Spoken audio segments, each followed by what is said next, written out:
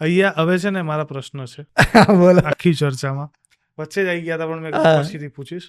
તમે કીધું વૈકુંઠ અને અક્ષરધામ બંને એક છે. હા, નામ અલગ અલગ છે. હા, અક્ષર જો એનો અક્ષર એટલે જેનો ક્ષર નથી થતો, જેનો લય નથી થતો, જેનો નાશ નથી થયો, એ અક્ષર. તમે પ્રધાનમંત્રી કહો કે વડાપ્રધાન કહો, છે તો એક જ ને. એના જેવું અક્ષરધામ કહો કે વૈકુંઠ કહો, એક જ છે.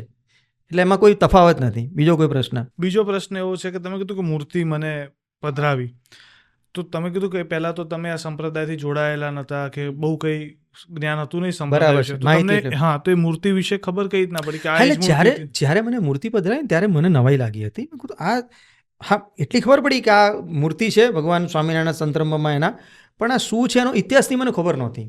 પણ મારા એક જૂના પડોશી હતા, એને મેં એ સ્વામિનારાયણ સંપ્રદાયના છે, એને મેં પૂછ્યું, મેં કહું આવું કોઈ મૂર્તિ જેવું કંઈ છે? એટલે પછી એણે મને ફોટોગ્રાફ બતાવ્યો પ્રમુખ સ્વામીનો એ મૂર્તિના, અને કહ્યું કે અહર્નિશ પ્રમુખ સ્વામી આ મૂર્તિ એમની પાસે જ રાખે છે અને નિત્ય સેવા પૂજા કરે છે એમની.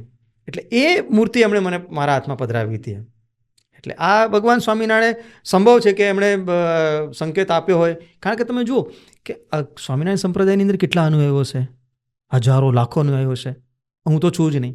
તેમ છતાં પ્રમુખ સ્વામી જેવું વ્યક્તિત્વ, મહાન આધ્યાત્મિક વિભૂતિ પરમેનન્ટલી જ્યારે પૃથ્વીલોક છોડીને અક્ષરધામ જઈ રહ્યા હોય, વૈકુંઠ જઈ રહ્યા હોય, અને આ રીતે ધામગમનના 12 કલાક પૂર્વે અને આટલું સ્પષ્ટ દર્શન આપીને જ્યારે જાય, ત્યારે એ તુર્યાતીત અવસ્થાની અંદર થયેલા દર્શનને તમે ભ્રમણા કે સાયકિક ઇફેક્ટ કે કોઈ રીતે ઇલોજિકલ ના માની શકો.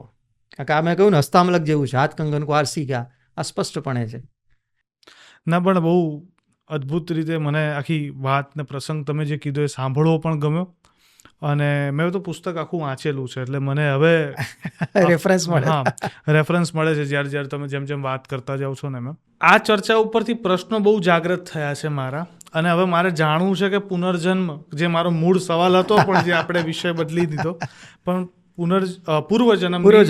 પૂર્વજન્મની આપણે કઈ રીતના શોધ કરી શકીએ કે મારો પૂર્વજન્મ કયો હતો, અને આ જે તુર્યાતીત ભાવ છે એનું ડિટેલમાં મારે સમજવું છે.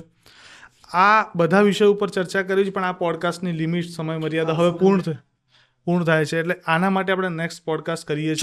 ચોક્કસ હું તમને વિસ્તૃતપણે શાસ્ત્રના પ્રમાણ સાથે, મારા પોતાના અંગત અનુભવ સાથે, અને કોઈ વસ્તુ રેન્ડમ નહીં, બધા સ્પષ્ટ શાસ્ત્રોક્ત પ્રમાણ, મારી પોતાની અનુભૂતિ નહીં, સચોટ સાબિતી રૂપે હું તમને સિદ્ધ કરી બતાવીશ કે પૂર્વજન્મની સ્મૃતિ કેવી રીતે થાય, કોને થાય, અને એનો હેતુ શું હોય.